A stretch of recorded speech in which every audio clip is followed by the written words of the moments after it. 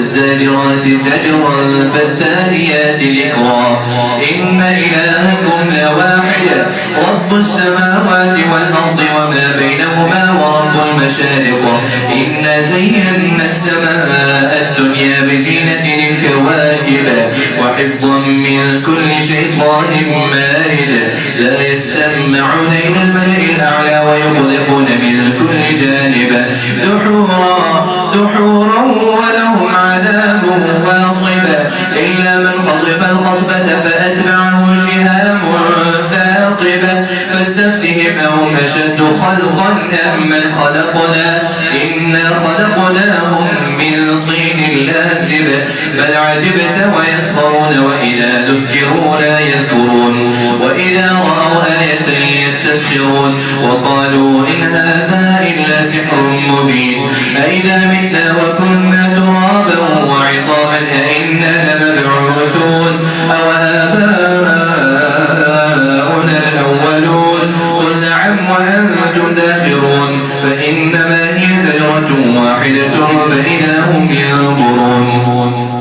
وقالوا يا ويلنا هذا يوم الدين هذا يوم الفصل الذي كنتم به تكذبون واحشروا الذين ظلموا وأزواجهم وما كانوا يعبدون من دون الله فاهدوهم إلى صراط الجحيم وقفوهم إنهم مسؤولون ما لكم لا تناصرون بل هم اليوم مستسلمون وأقبل بعضهم على بعض يتساءلون قالوا إنكم كنتم تأتوننا عن اليمين قالوا بل لم تكونوا مؤمنين وما كان لنا عليكم من سلطان بل كنتم قوما طاغين فحق علينا قول ربنا إنا لذائقون فأغويناكم إنا كنا غاوين فإنهم يومئذ في العذاب مشتركون إنا كذلك نفعل بالمجرمين إنهم كانوا إذا قيل لهم لا إله إلا الله يستكبرون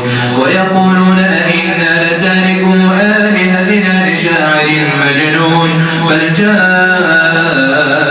بالحق وصدق المرسلين إنكم لذائقو العذاب الأليم وما تجزون إلا ما كنتم تعملون إلا عباد الله المخلصين أولئك لهم رزق معلوم فواكه وهم مكرمون في جنات النعيم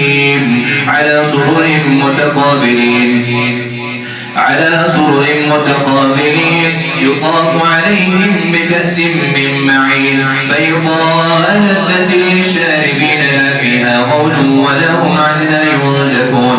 وعندهم قاصرات الطرف عين كأنهن بيض مكنون فأقبل بعضهم على بعض يتساءلون قال قائل منهم إني كان لي قرين يقول أئنك لمن المصدقين أئذا متنا وكنا ترابا وعظاما أئنا لمدينون قال هل أنتم مطلعون فاطلع فرآه في سواء الجحيم قال تالله إن كدت لتردين ولولا نعمة ربي لكنت من المحضرين أفما نحن بميتين إلا موتتنا الأولى وما نحن بمعذبين إن هذا لهو الفوز العظيم بمثل هذا فليعمل العاملون أذلك خير نزلا أم شجرة الزقوم إنا جعلناها فتنة للظالمين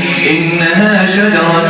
تخرج في أصل الجحيم طلعها كأنه رؤوس الشياطين فإنهم لآكلون منها فمالئون منها البطون ثم إن لهم عليها لشوبا من حميم ثم إن مرجعهم لإلى الجحيم إنهم ألفوا آباءهم ضالين فهم على آثارهم يرعون ولقد ضل قبلهم أكثر الأولين ولقد أرسلنا فيهم منذرين فانظر كيف كان عاقبة المنذرين إلا عباد الله المخلصين الله